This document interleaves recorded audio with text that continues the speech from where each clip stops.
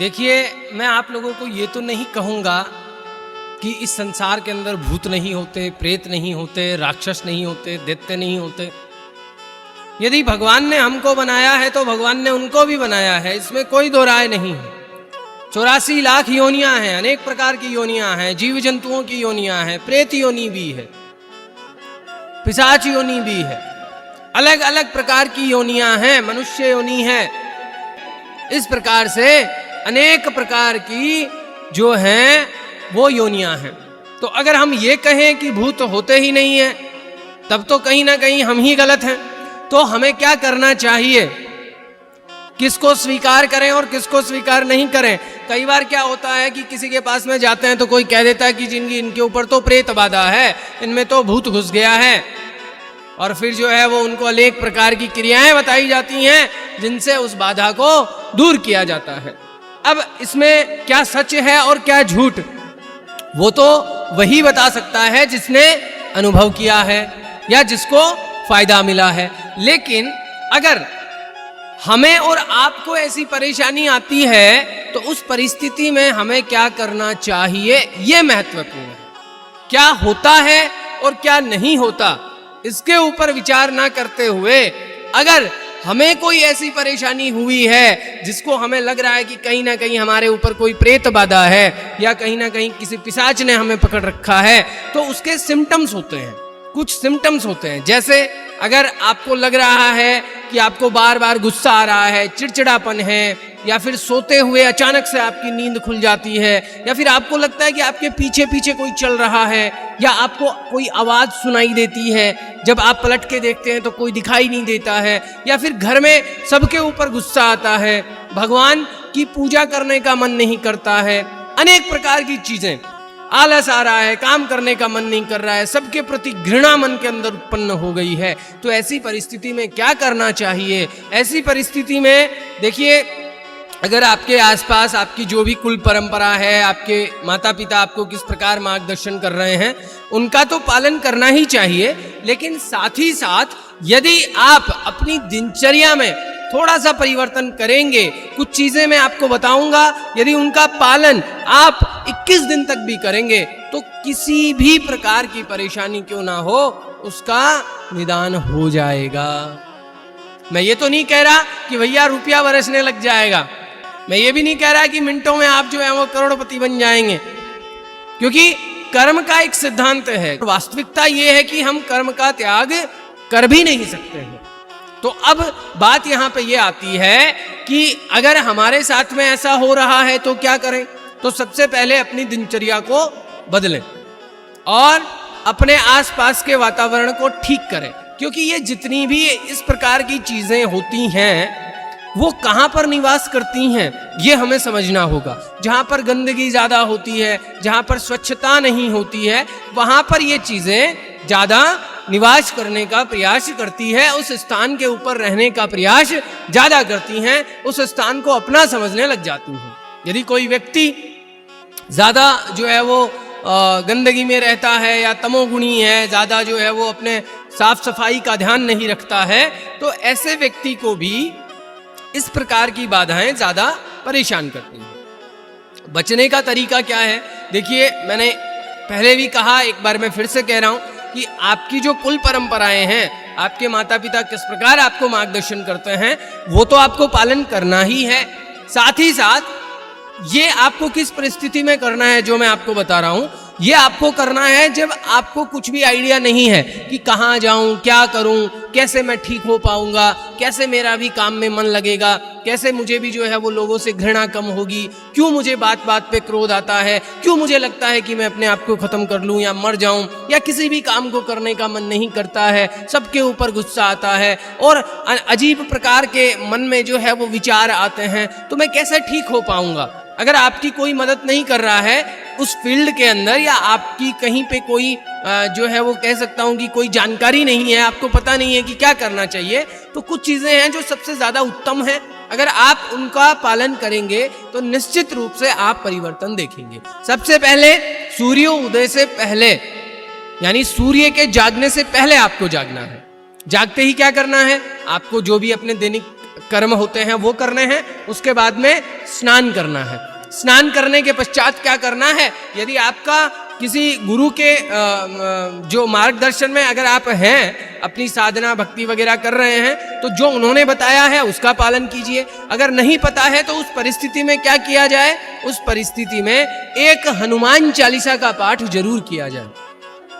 दीपक जला करके, धूप बत्ती जला करके एक पाठ हनुमान चालीसा का जरूर करना है। हनुमान चालीसा आप सब जानते हैं, सबने पढ़ा होगा। श्री गुरु चरण सरोज रज निज मन मुकुर सुधारी, बरनऊ रघुवर विमल जसु जोधायक फलचारी, बुद्धिहीन तनु जानिके सुमिरो पवन कुमार, बल बुद्धि विद्या देहु मोहि हरऊ कलेश विकार। ये बहुत सरल है, पढ़ना भी आसान है, संस्कृत भी नहीं है, इसकी जो भाषा है वो भी आप सबके लिए सुगम है, तो इसको आप पढ़ सकते हैं। हनुमान चालीसा पढ़िए, दीपक जलाइए, हो सके तो तिल के तेल का दीपक जला करके जो है वो आप ये कार्य कर सकते हैं, जो कि आपके लिए बड़ा उत्तम होगा। बोले हनुमान चालीसा नहीं पढ़ेंगे, हमारी रुचि नहीं है हनुमान जी में, तो क्या करें, तो फिर सबसे उत्तम और सबसे बढ़िया है नाम का जप कीजिए। जो नाम आपको प्रिय है, राम का नाम प्रिय है तो राम का नाम लीजिए, कृष्ण का नाम प्रिय है तो कृष्ण का नाम लीजिए, शिव का नाम प्रिय है तो शिव का नाम लीजिए, क्योंकि तत्वतः सभी एक हैं, इनमें कोई भेद नहीं है। राधा से प्रेम करते हैं तो राधा रानी का नाम लीजिए। अगर माँ सीता जानकी जी से आपका जो है वो ज्यादा लगाव है, माँ भगवती दुर्गा से, गणेश से, इन सब से यदि आपका जो ज्यादा लगाव है तो इनके नाम का आप जप कर सकते हैं।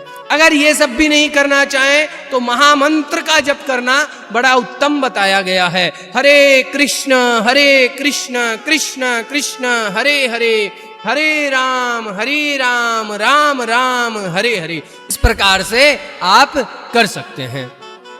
उसके बाद क्या करें, उसके बाद में जो है वो भगवान को भोग लगा करके आप जो है वो भोजन कीजिए। भोजन में प्रयास कीजिए कि आपका जो भोजन है वो सात्विक हो, बिना लहसुन प्याज का हो तो बहुत उत्तम है।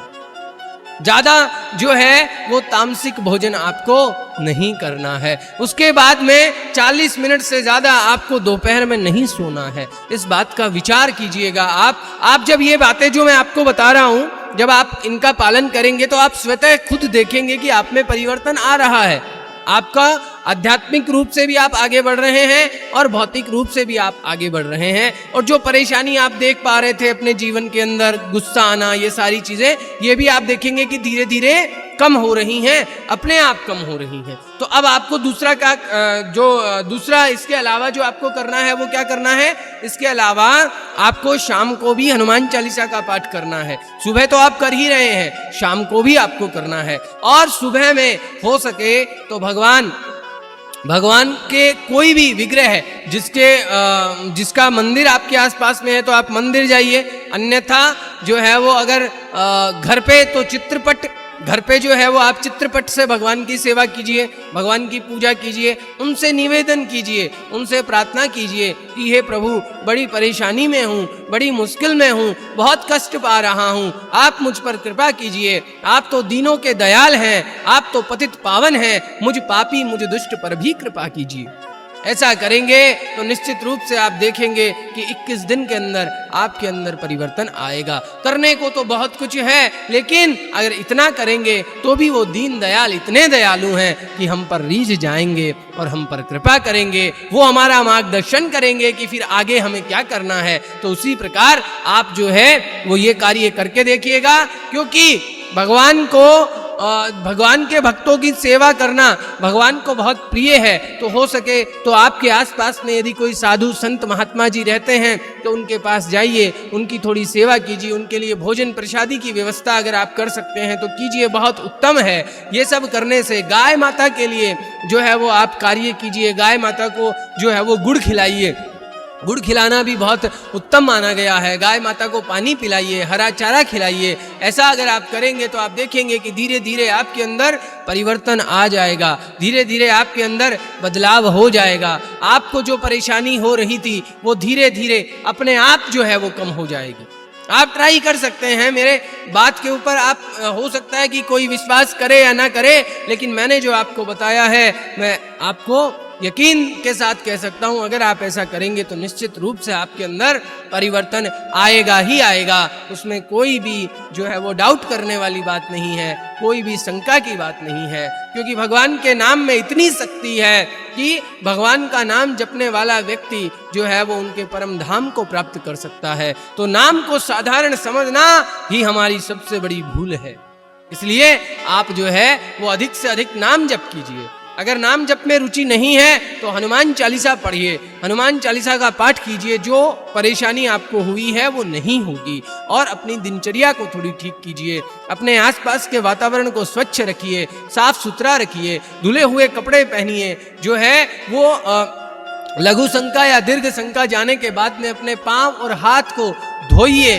कई बार देखने में आता है कि हाथ हम धो लेते हैं, पैरों को नहीं धोते हैं, तो ऐसा भी आपको नहीं करना है। तो विचार करके देखिएगा, ट्राई कीजिएगा। मैं आपसे निवेदन करता हूं, जिनको भी ऐसी परेशानी है, अगर उनको उनकी जो कुल परंपरा है, अगर उनको कहीं मार्गदर्शन मिल रहा है तो वो तो ठीक है, वो भी कर सकते हैं। अगर उनको पता ही नहीं है कि भाई क्या करें और परेशान हैं, तो ऐसी परिस्थिति में एक बार आप जो है वो ऐसा करके अवश्य देखिए।